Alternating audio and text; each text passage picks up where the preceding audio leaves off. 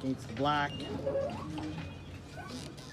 So how about this? I'll just do a kind of a walk around and highlight a few things and yeah, provide a little bit more of a way for you to see it. So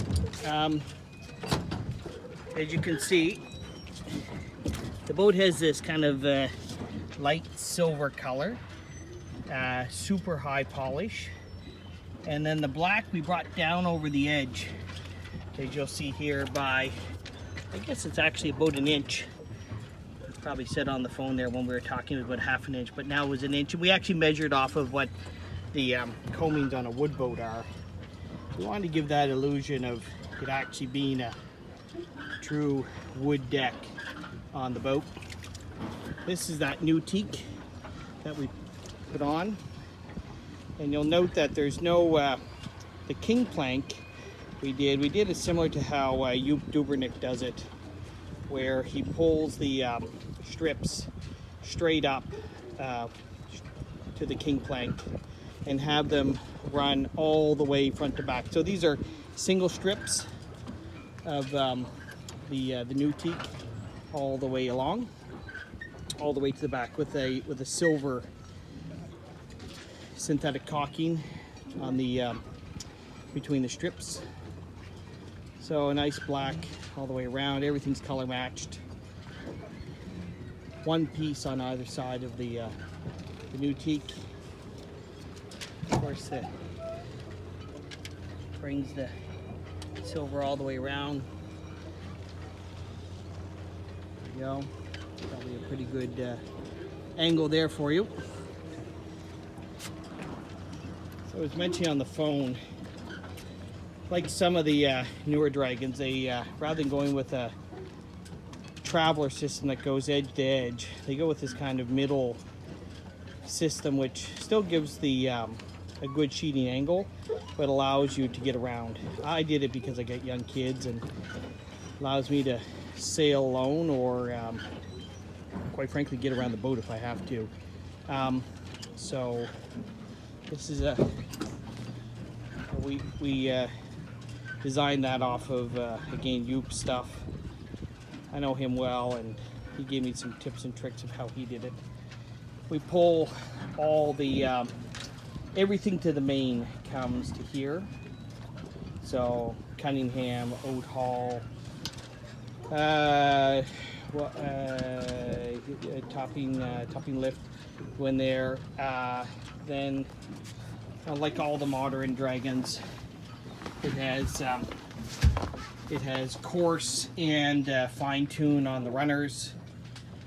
I think it's like a 10-to-1 on the permanent. We did stay with the regular under deck winches, the Borenson ones. They work great. We pulled them apart and serviced them, so they're good for another long time. All the blocks have been changed to these, I think they're called Carbon Black Magic or something like that from Harken. Every single block on the boat, under the boat, above the boat. Tension style ones, auto tension I should say, on the spinnaker lines. We redesigned this, the cuddy here, the control system I should say. All new Harken there, pull through. It's kind of like this kind of piano design, piano wires. That was the idea. Keep it real nice and tight and clean. As you can see, all the lines are color matched. You know, red with silver, silver with black. The only line that actually kind of weathered out on us a bit is this one for the jib. It's kind of a light gray, brownish color. Anyways, new line, but it weathered and died out. You can see on the cuddy there are some burn throughs on the black though. Just point them out, kind of like here. That's from little crew action on the spinnaker line. A little bit here, so a little bit on the edge and a little bit here on the bottom. You'll see a little bit of burn through. Actually not that much, but a little bit.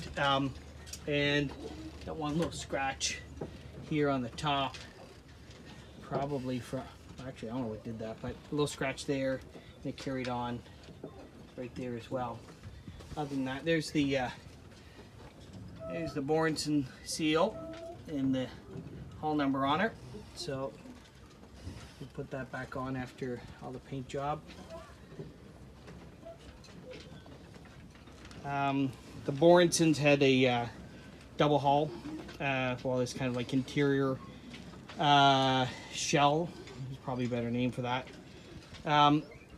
We didn't repaint in here. We left it the factory gray with the, you know, it had all the non-skid. These deck lids here, they could be touched up. They just get kind of worn out throughout the year.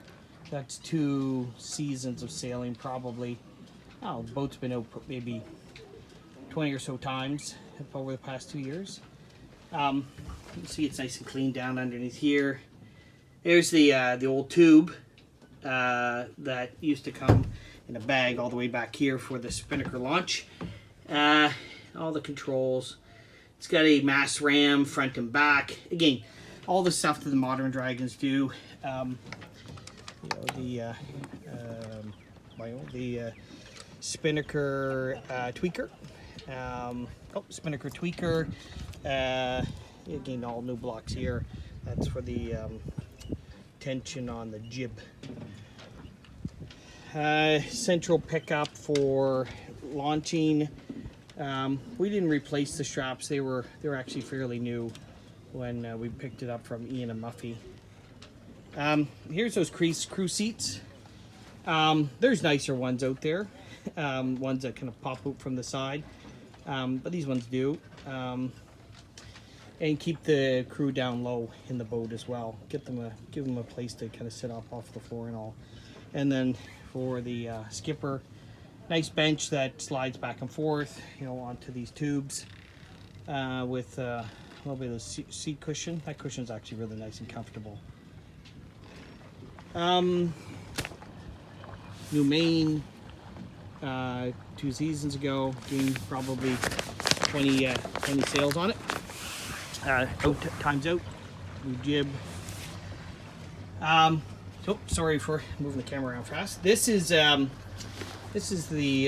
like the professionals, they put the Spinnaker launching bag here. It's a fairly newish, nice solid blue Spinnaker, and I have the, just hold a sec, I'm going to try not to move the camera around too much here. Go grab the other bag.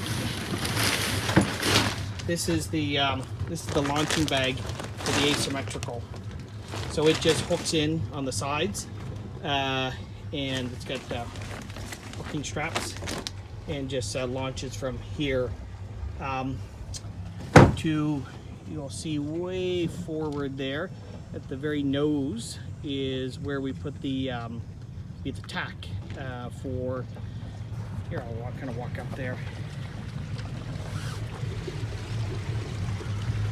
So we put the past the ram through the deck there with a nice fitting in. There was no fitting there beforehand, but a nice stainless steel fitting. Boom kicker does have the adjustable Spinnaker pull track, and most of the guys just go and fix it on the boom in one place. Way up there, that's where we got the we put a block system, a turning block system underneath the deck for where the kind of custom, you'd say, Spinnaker, well, asymmetrical tack would go. And then, you know, kind of the idea was this, you know, I think it was about 4.5 feet that we measured there. That's kind of like an asymmetrical pole is the idea, you know, off of the front of the jib. So when we're just sailing on our own and we want to do broad reaching and it's light winds, you can run with the jib and you can run with the asymmetrical.